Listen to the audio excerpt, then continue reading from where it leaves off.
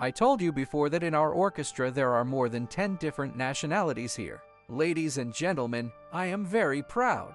They said that music moves people, that the audience with the best taste in music of the whole world. Andre Rieu is the man who made the world. The waltz had been a secret for 30 years. Behind the smile and the high-priced shows was a second life that no one had ever seen.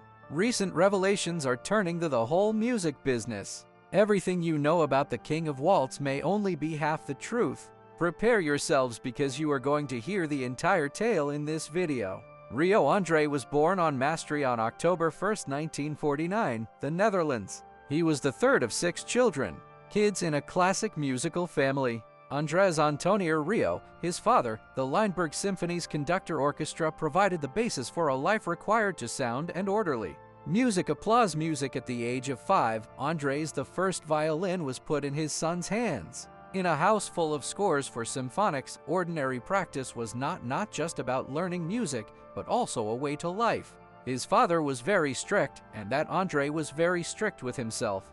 The accuracy of a good musician. Because he didn't think much of me. He never said, "I love you." He didn't say, "I'm proud of you." Not ever. That's not very nice then. For the meeting. Andre started learning how to lie in 1968 and Maastricht, 2 important classical music from the Netherlands. Under the guidance of Johann and Herman Kriebers, he learned how to perform well and got the ability to feel rhythm based on the classics of Europe standard music. He later moved to Brussels to study with Professor Andre Gerdeler, who got his degree in 1977 next to the well-known Premier Pry. The years Andre spent in Brussels were good for him. Understand how it is set up. He always thought of the waltz as a type of music, as the happy language. In the 1970s, Andre began to play with people in the area. Orchestras. He joined the Maastricht Symphony Orchestra and got praise for his flexible style of conducting. But instead of following an academic, Andre quickly learned that the traditional route, the separation of high art from the audience, remained large. In 1975, he married Marjorie Kochman, an expert in languages, teacher who really respects the artistic. Marjorie was not only his life, but partner as well as the person who planned for his future. At one time, Andre called her the one who keeps things in balance between music and actual life. This working together laid the groundwork for an innovative prototype that would later be used in a family-style setting, become their most important trait. As Andre focused on logistics while Andre focused on making his own way of doing things. They worked together to find ways to make classical music that is easier to understand usual crowds. They learned that the waltz, with its basic 34, the flow and cadence of emotions, were the great link between tradition and life today. Andre in the late 1970s set up the Orchestra of Maastricht Salon, the first outfit that has his own mark. The group played a short show, halls, theaters in the neighborhood, and even public squares. Long-term viewers in Maastricht used to sad music, started to pay attention to a change. The waltz was now done on stage and with a smile, life. The orchestra of the Maastricht Salon was not just a test. It was Andre's lab. He moved Strauss around works, added energetic tempos, and changed turn performances into parties. By means of this, taught him how to manage people, keep track of money and time. Not normal for a musician to have at that time. Later, Andre said in an interview, "I learned throughout the years that for music to reach people, it had to breathe. It had to be made to move." Summed up the creative philosophy that had been created. He doesn't want to do anything during this period. Music at concert halls to make people stop moving. He wanted the audience to deal with it. After over 10 years, by 1987, Andre learned by watching and trying things out. Rieu was ready for the biggest surprise. Important time in his life when he set up the Johann Strauss Orchestra, the beginning of 30 years of living in two worlds, the process of making an empire. Andre Rieu officially set up the Johann Strauss Orchestra, which means the beginning of the groundwork phase for his empire in music. He started with 12 members practicing without stopping for six months before they gave their first presentation.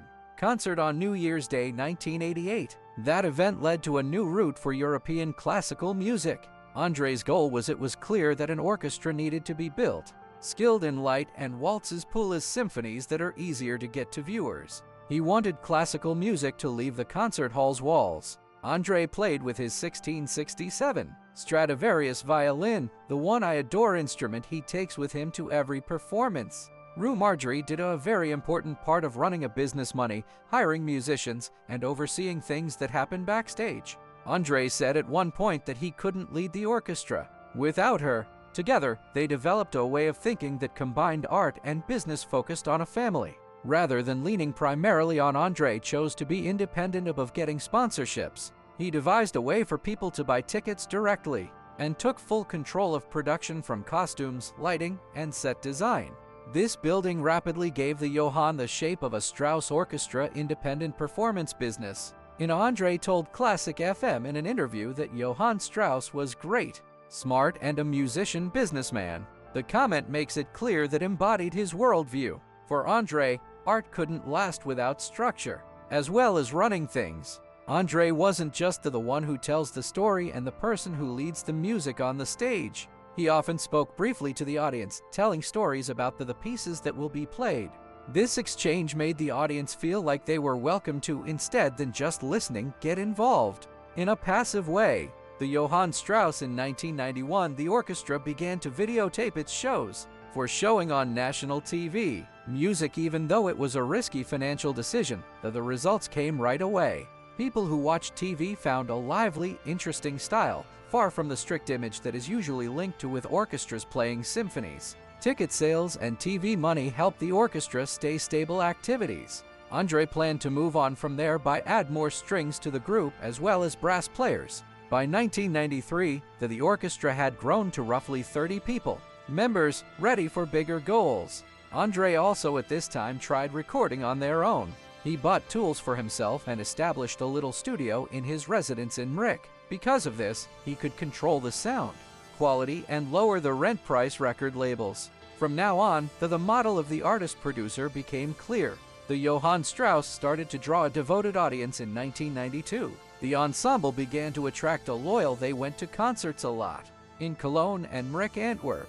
The orchestra became a symbol of the area around the border of the Netherlands, Germany, and Belgium, even getting younger people to watch, something that doesn't happen often in classical music.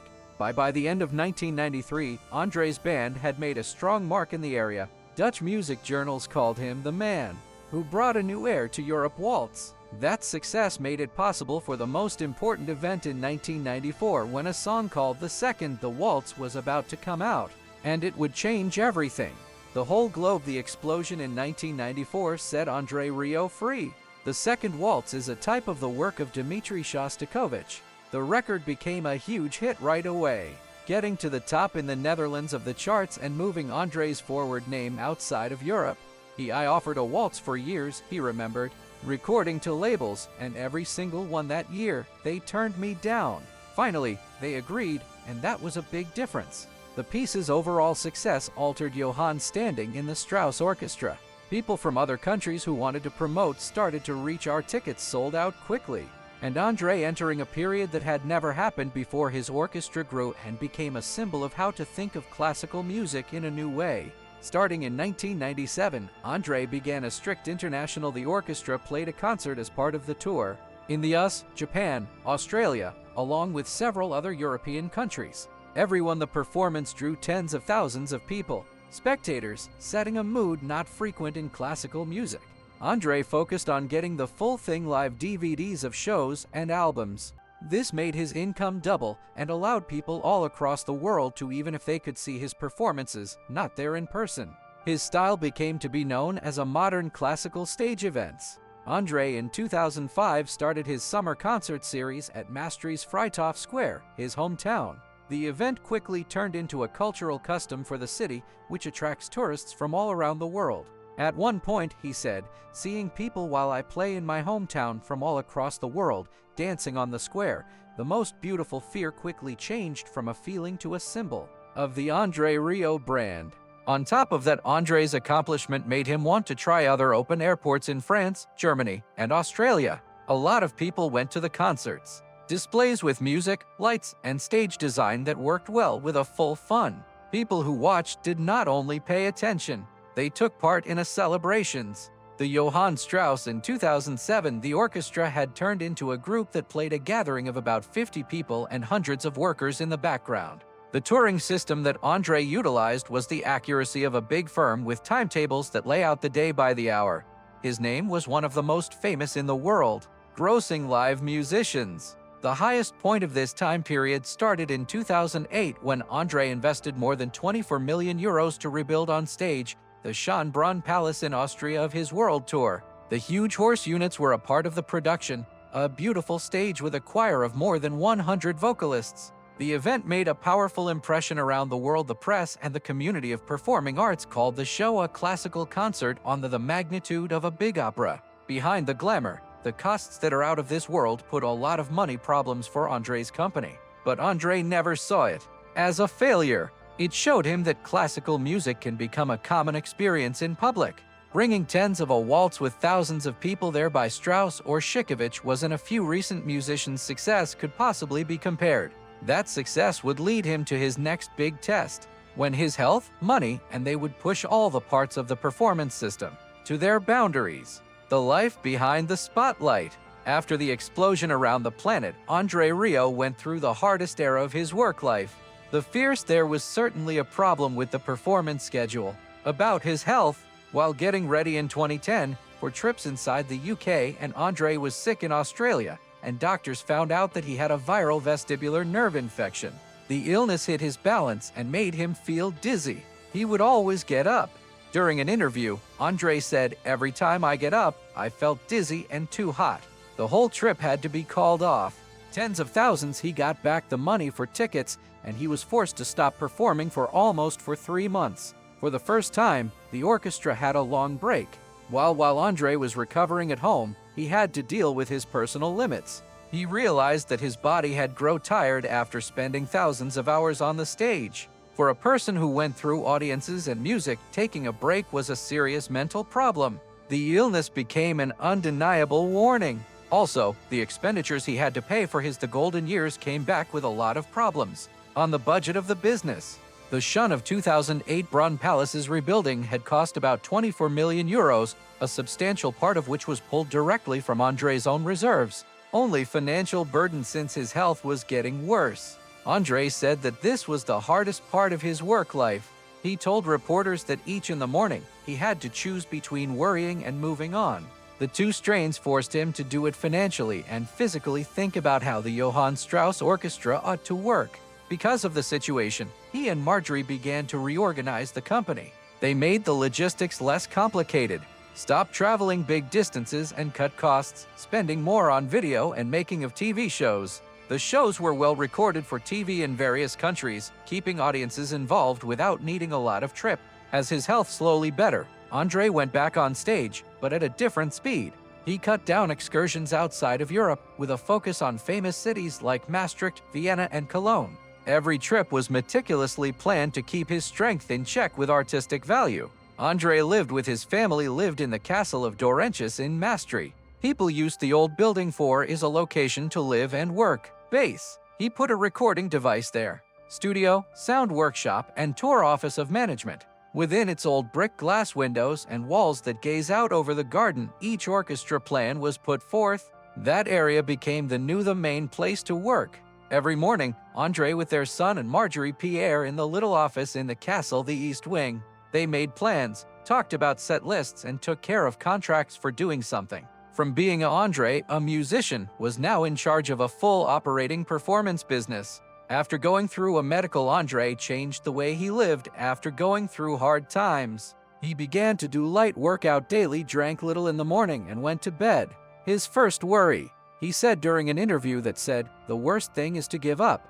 "You can do," he responded, which showed his decide to never give up in the when things get tough. Starting in 2012, Andre made himself more visible on TV via working together with American and European networks. The acts that were filmed at Fright and Vienna were often shown on TV, attracting large crowds. This model made it possible for him to keep up a global relationship with fans even while he was not going anywhere. Pierre and Marjorie played vital roles throughout this time. Pierre was in charge of the money, and Marjorie was in control of the people, took care of production and communications. They became a formidable group of three, keeping the orchestra during years of difficulty. By 2016, the Johann Strauss Orchestra had came back to a steady speed.